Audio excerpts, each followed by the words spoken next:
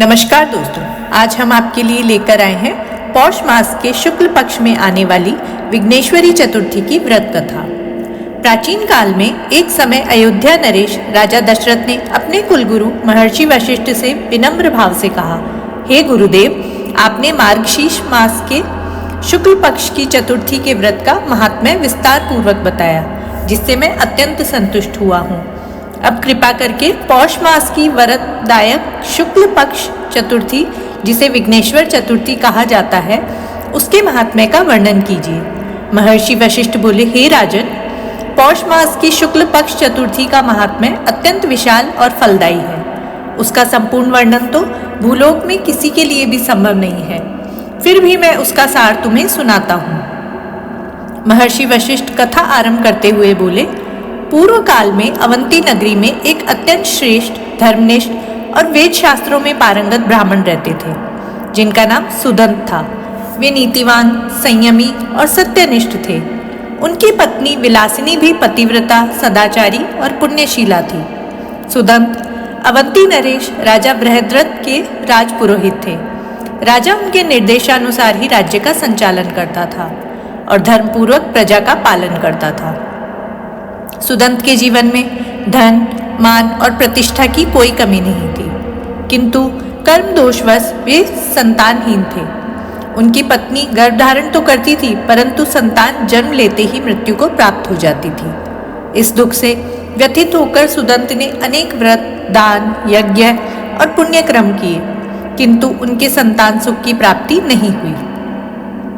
अंततः दुखी होकर वे अपनी पत्नी सहित वन में चले गए और वहीं मृत्यु की कामना से कठोर तपस्या करने लगे। उसी समय वहां योगियों की पूजनीय महामुनि वामदेव पधारे। उनके दर्शन मात्र से ही वातावरण पवित्र हो गया। सुदंत ने श्रद्धापूर्वक उन्हें प्रणाम कर पूजन किया और कहा, हे महामुनि, आपके दर्शन से मेरा जीवन धन्य हो गया है, किंतु मैं पुत्रहीन हूँ। कृपया बताइए कि पुत्रहीन मनुष्य की मृत्यु के बाद क्या गति होती है। वामदेव जी बोले, हे विप्रवर, तुम धर्मात्मा हो, किंतु तुम्हारे इस दुख का कारण सुनो।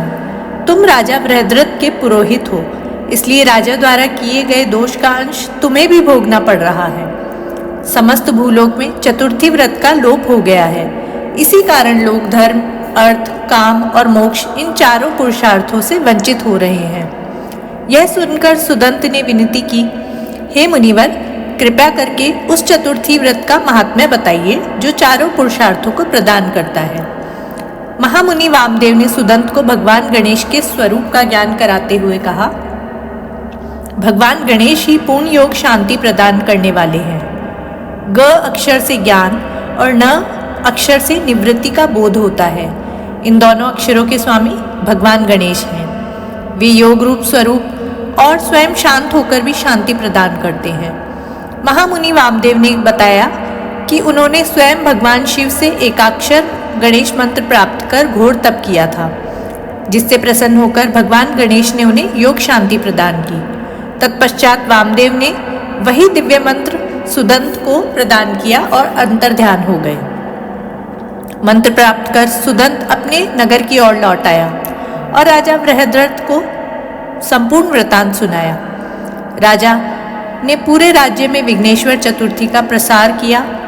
जब पौष मास की शुक्ल पक्ष चतुर्थी आई, तब राजा, प्रजा और स्वयं सुदंत ने विधि पूर्वक व्रत किया। व्रत के प्रभाव से सुदंत की पत्नी गर्भवती हुई और एक तेजस्वी दीर्घायु पुत्र को जन्म दिया। इसके बाद संपूर्ण पृथ्वी लोक पर शुक्ल पक्ष और कृष्ण पक्ष दोनों चतुर्थियों को गणेश व्रत किया जाने लगा। सब निरोगी, सुखी और समृद्ध हो गए। महर्षि वशिष्ठ आगे बोले, हे राजन, एक अन्य कथा सुनो। एक अत्यंत लोभी वैश्य था, जिसके घर चोरों ने आक्रमण किया, धन लूटकर उसे घायल कर दिया। पीड़ा में वह वन चला गया। संयोगवश उस दिन पौष शुक्ल पक्ष चतुर्थी थी। दुख के कारण उसने अन्न जल त्याग दिया और रात्रि जागरण करने लगा। अगले दिन उसका देहांत हो गया। अनजाने में ही उसका विघ्नेश्वर चतुर्थी व्रत पूर्ण हो गया, जिसके फलस्वरूप उसने भगवान गणेश का दर्शन किया और मोक्ष को प्राप्त हुआ। महर्षि वशिष्ठ बोले, हे दशरथ, जो मनुष्य पौष शुक्ल पक्ष विघ्नेश्वरी चतुर्थी का व्रत श्रद्धा से श्रवण पाठ या पालन करता है उसके सभी मनोरथ सिद्ध होते हैं। यह व्रत समस्त विघ्नों का नाश कर धर्म, अर्थ, काम और मोक्ष को प्रदान करने वाला है।